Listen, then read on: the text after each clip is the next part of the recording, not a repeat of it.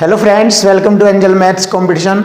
Friends, आज की video start करेंगे बहुत ही ज़बरदस्त और बहुत ही एनर्जेटिक तरीके से। तो आइए फ्रेंड्स स्टार्ट करते हैं आज की वीडियो के क्वेश्चनों को। और ये हमारी book SSC maths 8000 question TCS plus MCQ से रिलेटेड गगन प्रताप सर की बुक है। और इस बुक के क्वेश्चनों का सॉल्यूशन मैं आपको बहुत ही बेस्ट तरीके से करा रहा हूँ। और फ्रेंड्स, ये बुक एसएससी सीजीएल के प्री और मेंस एग्जाम के लिए बहुत ही इम्पोर्टेंट है। तो फ्रेंड, इस बुक के क्वेश्चनों का सॉल्यूशन हम बहुत ही इजी तरीके से करेंगे। और इन सभी क्वेश्चनों को सोल्व करने का, जैसे कि मैंने आपको बताया बार बार, कि एक ही तरीका है क्वेश्चन की लैंग्वेज और इक्वल टू इक्वल। ये बहुत ही ज़बरदस्त मेथड है। इस मेथड से आप हर क्वेश्चन इजीली तरीके से सीख जाएंगे। और फ्रेंड्स, इस कॉन्सेप्ट को ही आप यूज करें, आप आसानी से मैथ्स बहुत ही शीघ्र एकदम बहुत जल्दी से आप सीख सकते हैं। आप पर डिपेंड करता है आप लैंग्वेज को और इक्वल टू इक्वल को यूज करना कितना जल्दी से सीखेंगे, ये आप पर डिपेंड करता है। हमारी ओर से तो ये 5 मिनट का गेम है, 5 मिनट का खेल है। ये बस केवल 5 मिनट का खेल है। 5 मिनट में ही आप मैथ्स को सीख सकते हैं। और उसके बाद मैथ्स के क्वेश्चनों को सोल्व करने का तरीका चलता रहेगा। बस एक ही मेथड से आप पूरा मैथ 5 मिनट में सीखकर इसको सोल्व कर सकते हैं। तो फ्रेंड्स, बहुत ही ज़बरदस्त और ख़तरनाक तरीका आपके सामने ये मेथड है क्वेश्चन की लैंग्वेज और इक्वल टू इक्वल। और उसके बाद हर चैप्टर को आप हर चैप्टर के क्वेश्चनों का सॉल्यूशन इसी मेथड से कर सकते हैं। तो इस मेथड को सीखने का सिर्फ 5 मिनट का टाइम होता है इस मेथड को सीखने का। तो इसी मेथड से मैं हर क्वेश्चन आपको करा रहा हूँ। तो हमारा फर्स्ट क्वेश्चन है, आरंभ में सोन का व्यय और बचत का अनुपात। सबसे पहले हम क्वेश्चन की लैंग्वेज करते हैं। व्यय और बचत का अनुपात 5:1 दिया है। तो जब व्यय और बचत को जोड़ा जाता है तो उसकी आय आ जाती है। तो व्यय और बचत को जोड़ने पर आय का अनुपात बन जाता है। तो ये आय का अनुपात, ये बचत और व्यय। उसके वेतन में यदि 25% की वृद्धि होती है, देखिए उसका वेतन है यानी कि इनकम में 25% की वृद्धि होती है, यानी कि आय में 25% की वृद्धि। 25 × 150, 1.5 बढ़ जाता है रेशो के रूप में। 1.5 की वृद्धि होती है तो वृद्धि होने पर 7.5 हो जाता है। और बचत में 20% की वृद्धि होती है। बचत में 20% की, 1 का 20% होता है 0.2। तो इसमें 0.2 की वृद्धि होने पर ये हो गया 1.2। तो जब मैं आय में से बचत घटाऊंगा तो खर्च रह जाएगा। 5 में से 2 घटाएंगे 3, दशमलव लगाएंगे 5, 7 में से 1 घटाएंगे 6, 6.3 उसका खर्च हो जाता है। अब देखिए इक्वल टू इक्वल कॉन्सेप्ट शुरू हो गया। ये हमारी लैंग्वेज थी। अब इक्वल टू इक्वल का स्टार्टिंग शुरू हो गया। यहाँ पर हमारा वर्तमान खर्च है और यहाँ पर दिया है उसका वर्तमान खर्च है रुपए में, यानी कि संख्या के रूप में, दूसरी साइड में रेशो के रूप में 4347 रुपये। उसका आरंभिक वेतन क्या था? आरंभिक वेतन उसका ये था 6 के अनुपात में। तो 6 की हम यहाँ पर गुणा करेंगे तो इससे उसका आरंभिक वेतन हमें ज्ञात हो जाएगा। देखिए काटते हैं, 0.3 बार घटेगा, 21 × 63, 21 दूनी 42, 1 बचेगा, होगा 14, मारनी नहीं चलेगी, 0 लगाकर 147, 21 × 7 147। अब हम इसको काटते हैं, 1 अंक छोड़कर यहाँ पर ये है दशमलव की, ये हट के इधर 0 लग जाएगी। 3 से काटूंगा इसको, 3 दूनी 6 और 2 की गुणा करूंगा मैं इसमें। तो हमारे क्वेश्चन का आंसर बन जाएगा 200, 2 × 14, अस्सी लेग 20 दूनी 40, 41। देखिए 4140, 4140 हमारे क्वेश्चन का आंसर हो जाएगा ऑप्शन बी। तो उसका आरंभिक वेतन था 4140 रुपये। देखिए क्वेश्चन की लैंग्वेज और इक्वल टू इक्वल से हर क्वेश्चन आपके सामने सोल्व कराया जाएगा।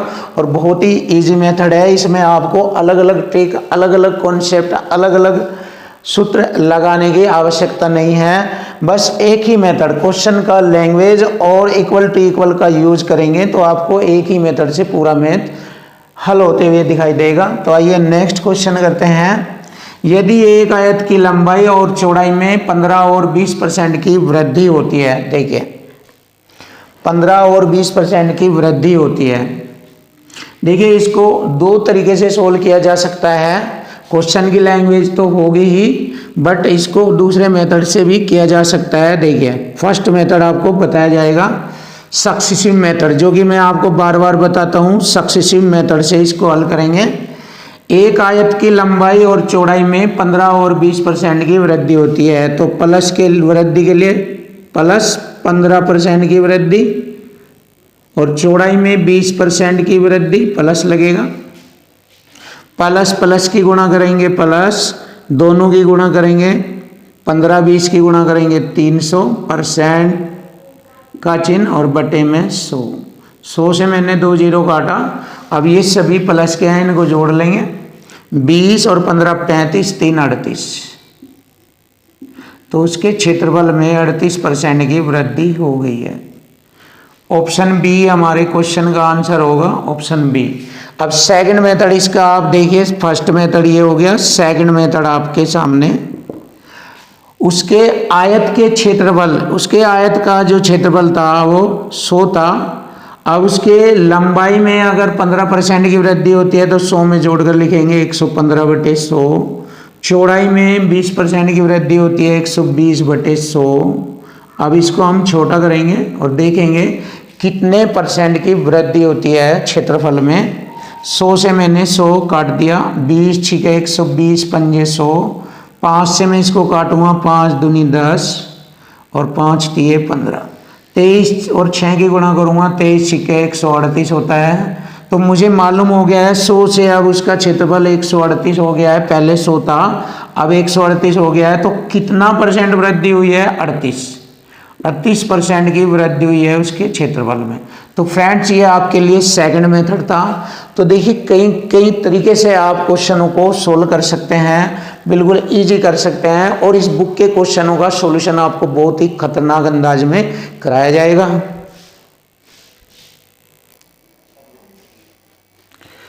क्वेश्चन नंबर 253, देखिए क्वेश्चन नंबर 253 बहुत ही इजी तरीके से सोल्व करेंगे। 2 वर्ष पहले एक गांव की जनसंख्या 1000 थी। पहले वर्ष जनसंख्या में 10% की वृद्धि और दूसरे वर्ष जनसंख्या में 10% की कमी होती है। जैसे कि आप सभी को पता है, जब 10% की वृद्धि और 10% की कमी आ जाती है तो सदैव यानी कि हमेशा 1% की कमी होती है। जब 10% की वृद्धि और 10% की कमी आ जाए तो सदैव 1% की कमी होती है, 1% की कमी होती है। तो यहाँ पर मालूम हो गया है कि जनसंख्या में 2 सालों के अंदर 1% की कमी हो गई है। तो अब जनसंख्या कितनी रह गई? 99%, क्योंकि टोटल 100% होता है और 100% में से 1% की कमी हो जाने पर 99% रह गई। तो वर्तमान जनसंख्या ज्ञात करनी है। देखिए वर्तमान जनसंख्या ज्ञात करेंगे। 1000 का 99% कितनी जनसंख्या रह गई? परसेंट से मैंने 2 जीरो काटी, 99 में 10 की गुणा करेंगे 990। तो वर्तमान जनसंख्या 990 है और यही हमारे क्वेश्चन का आंसर, यही हमारे क्वेश्चन का आंसर है। ऑप्शन सी हमारे क्वेश्चन का आंसर है। अब आप जानेंगे ये 1% की कमी किस तरीके से आती है, ये भी सीख लीजिए। वैसे आपको मालूम है, फिर भी हम बता रहे हैं। देखिए सक्सेसिव मेथड से भी इसको ज्ञात कर सकते हैं। देखिए 10% की वृद्धि के लिए +10, 10% की कमी -10, प्लस माइनस माइनस 10 दाम 100 बटे में 100% का चिन्ह। 100 से 100 कटा एक बार, माइनस प्लस कट जाएगा तो -1, और -1 का मतलब हो गया 1% की कमी। तो आप इस प्रकार से कर सकते हो। जब 1% की कमी आ जाती है तो जनसंख्या 99% रह जाती है, जो कि मैंने 1000 का 99% ज्ञात किया 990। तो अब वर्तमान जनसंख्या है 990। देखिए ऐसे कर सकते हैं या इसको ऐसे भी कर सकते हैं। देखो 100 के अकॉर्डिंग 100 पर 10% की वृद्धि 110 बटे 100 फिर 10 की कमी 90/100, ऐसे भी कर सकते हैं। 2 0 से 2 0, 2 0 से 2 0, 11 9 99। देखिए 100 की वैल्यू अब 99 रह गई, तो मतलब 1% की कमी हो गई है। तो आप इसको ऐसे भी पता कर सकते हो कि 1% कैसे आता है। तो जब 1% की कमी होती है तो 99% रह जाती है, वही हमने ज्ञात किया। नेक्स्ट क्वेश्चन देखते हैं, क्वेश्चन नंबर 254। इस बुक के हर क्वेश्चन को 1 बाय 1 आपको कराया जा रहा है और बहुत ही अच्छे तरीके से आपको हर क्वेश्चन का सॉल्यूशन दिया जाएगा। हर चैप्टर का सॉल्यूशन आपको बहुत ही खतरनाक तरीके से मिलेगा। तो फ्रेंड्स देखिए क्वेश्चन नंबर 254। ए और बी दो संख्याएं हैं जिनमें ए का 10% और बी के 8% का योग। देखिए क्वेश्चन की लैंग्वेज से ही क्वेश्चन हल होगा। ए का 10% लिखेंगे, ए का 10% और बी के 8% का योग, योग मतलब प्लस, ये रहा। देखिए यहां तक मैंने वैल्यू सेट कर दी है। अब आगे फिर कह रहा है ए का 12% और बी के 16% के योग का 3/5 के बराबर है। देखिए क्वेश्चन में बराबर आ गया, equal to equal, equal to equal आ गया। या तो क्वेश्चन में बराबर अपने आप आएगा या हमें बनाना पड़ेगा। तो बराबर लगा दीजिए यहाँ पर। ए के 12%, ए के 12% प्लस बी के 16% का योग, बी के 16% का योग का 3/5 के बराबर है। देखिए इसका 3/5 के बराबर है। तो ए अनुपात बी का मान ज्ञात करना। देखिए वैल्यू सेट कर दी मैंने इक्वल टू इक्वल से। अब यहाँ से मैं ए और बी का रेशो ज्ञात करूँगा। देखिए 5 यानी 5 की बरस गुणा इधर करूँगा दोनों संख्याओं में, और 3 की गुणा यहाँ पर दोनों संख्याओं में करूँगा, और उसके बाद में ए और बी की वैल्यू फाइंड करूँगा कि ए और बी का मान क्या बनता है। तो देखिए शुरू करते हैं। 5 की गुणा करेंगे 10% में, 5 × 50, 50%, यानी कि ए का 50%, और इधर हो गया ए का 12 × 3 = 36%, 12 × 3 = 36।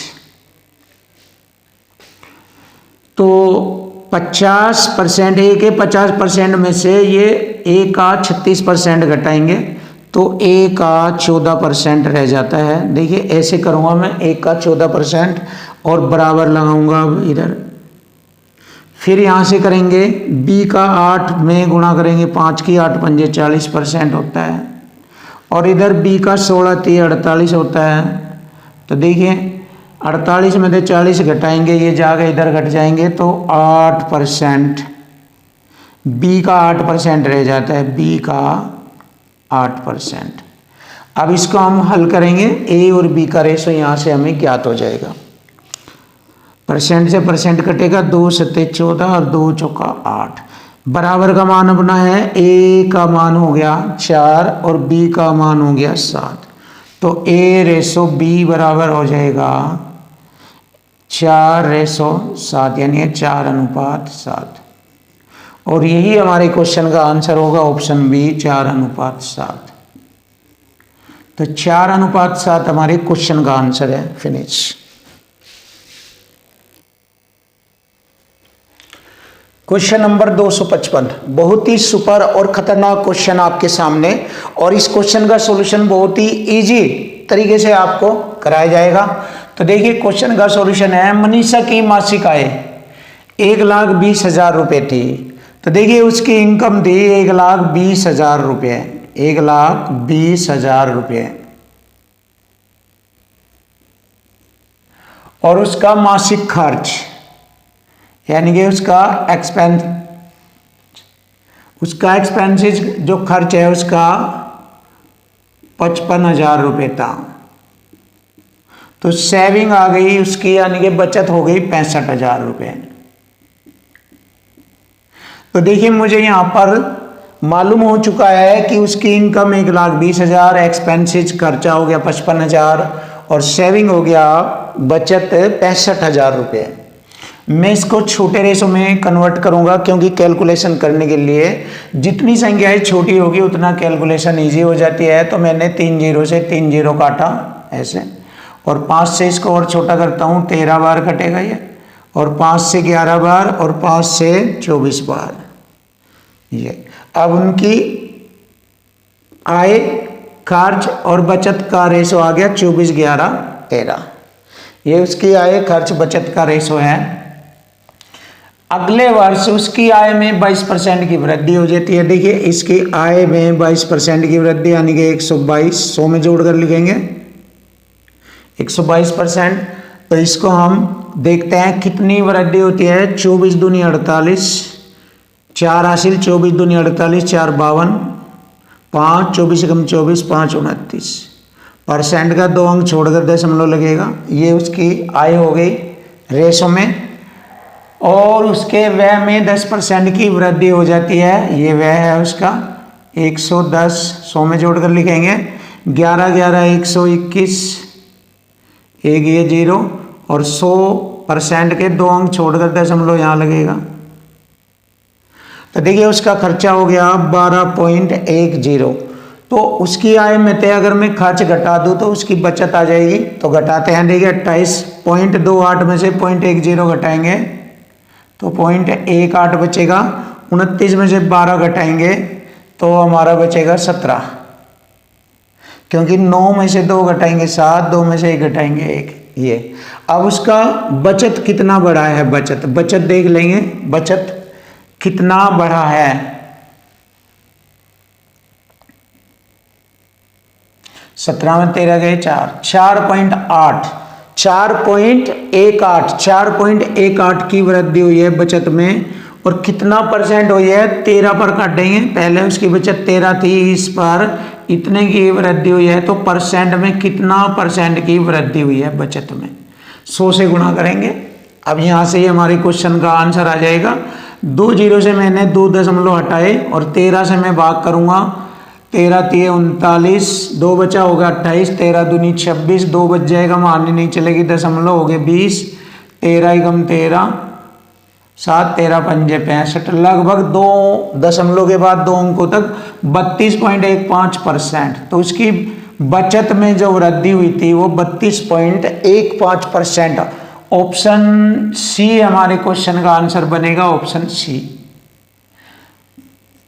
तो देखिए फ्रेंड, बहुत ही आसानी से हर क्वेश्चन आपके सामने क्वेश्चन की लैंग्वेज और इक्वल टू इक्वल से ही आपको सोल्व कराया जाएगा। इस बुक के हर क्वेश्चनों का सॉल्यूशन आपको बहुत ही आसानी से कराया जाएगा। तो नेक्स्ट क्वेश्चन देखते हैं क्वेश्चन की लैंग्वेज से। एक परिवार अपनी मासिक आय का 8% धन खर्च करता है। देखिए खर्च कर रहा है दान पर, 8% अपनी आय का दान पर खर्च करता है। और एक विशेष महीने में परिवार में दान पर खर्च है 1200 रुपये। तो देखिए क्वेश्चन की लैंग्वेज से इक्वल टू इक्वल आ गया। दान पर खर्चा आया है 1200 रुपये का और इधर परसेंट में दान पर खर्चा आया है 8% का। तो इक्वल टू इक्वल हो गया। ये एक साइड में संख्या, दूसरी साइड में परसेंट। देखो या तो परसेंट आता है या रेशो आता है, यही दो कॉन्सेप्ट, ये 2 पॉइंट ऐसे है। हर क्वेश्चन की लैंग्वेज में रेशो या परसेंट से क्वेश्चन का सॉल्यूशन आपके सामने होगा। तो एक साइड में संख्या, दूसरी साइड में रेशो। यहाँ धन में खर्च है 1200 रुपये और इधर परसेंट में खर्च है 8%। तो 8 से काटता हूँ इसको मैं, 150 बार कटेगा ये। और परसेंट की मैंने यहाँ पर 2 0 लगाई। तो हमारे क्वेश्चन का आंसर बन गया 15,000 रुपये। तो परिवार की मासिक आय थी 15,000 रुपये। ऑप्शन ए हमारे क्वेश्चन का आंसर बना है 15,000 रुपये।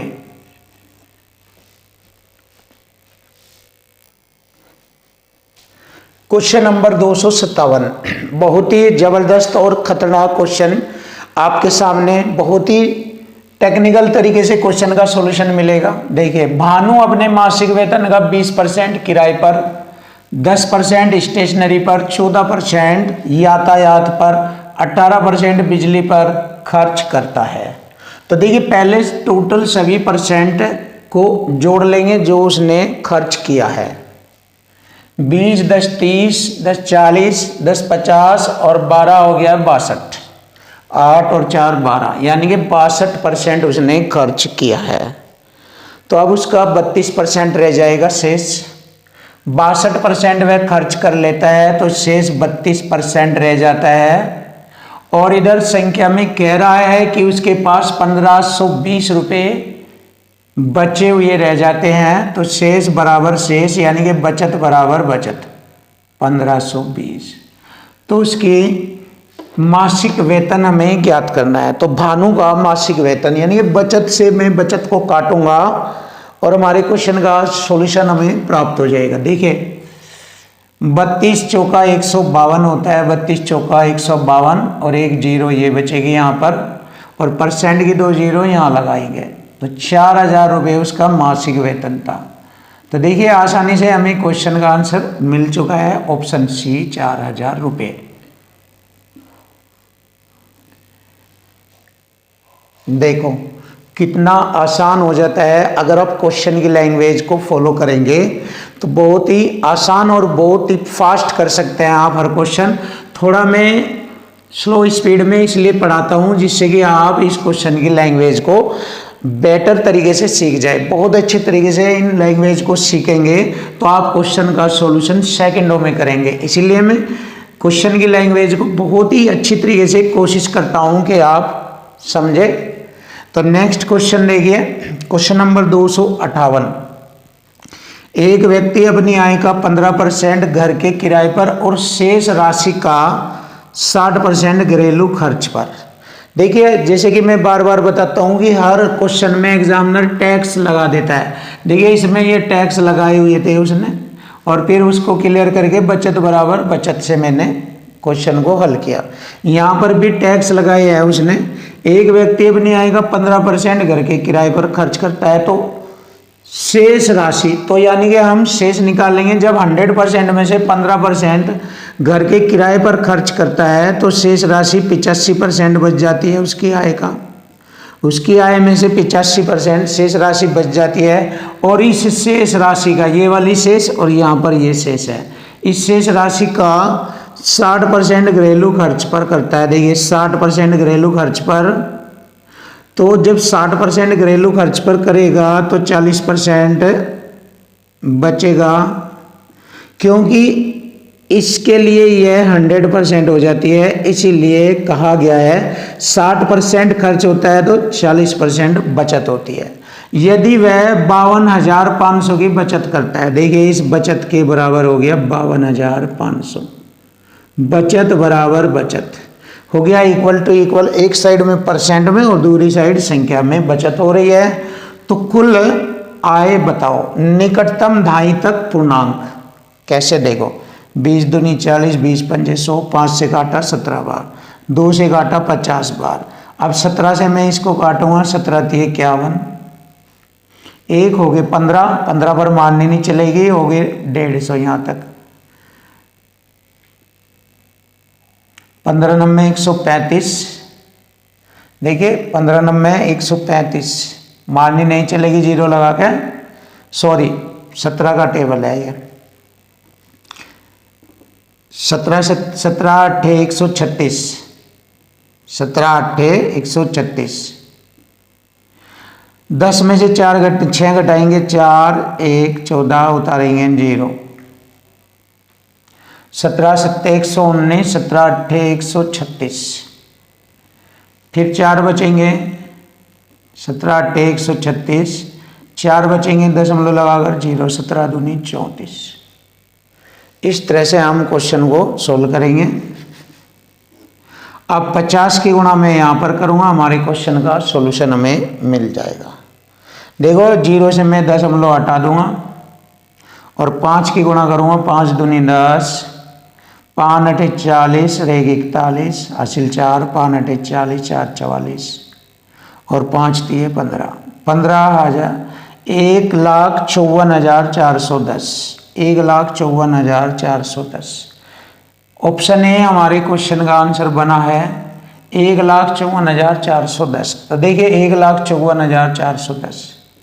तो फ्रेंड्स इक्वल टू इक्वल से ही हर क्वेश्चन हो रहे हैं, आप हर क्वेश्चन चेक कर सकते हैं क्वेश्चन की लैंग्वेज। सबसे बेस्ट तरीका है ये, अगर आप क्वेश्चन की लैंग्वेज से क्वेश्चन को समझेंगे हर क्वेश्चन आपके लिए आसान हो जाएगा।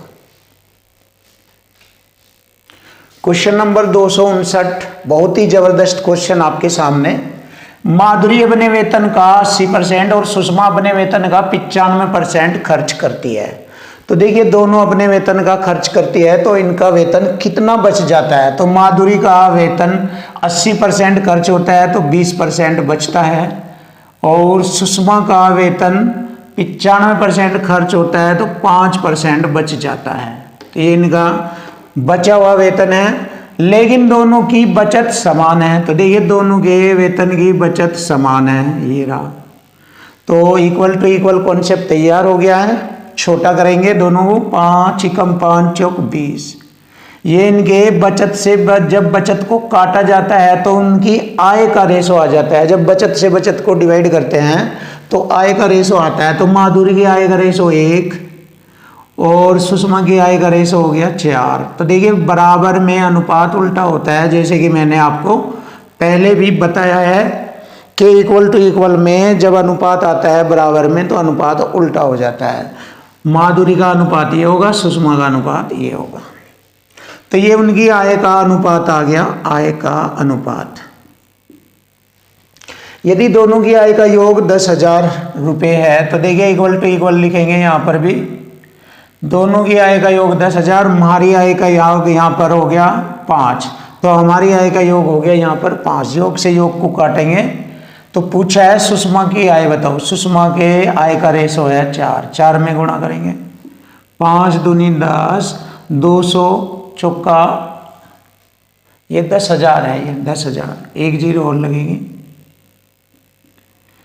2,000 बार कटाइए, 2,000 चौका 8,000 रुपये।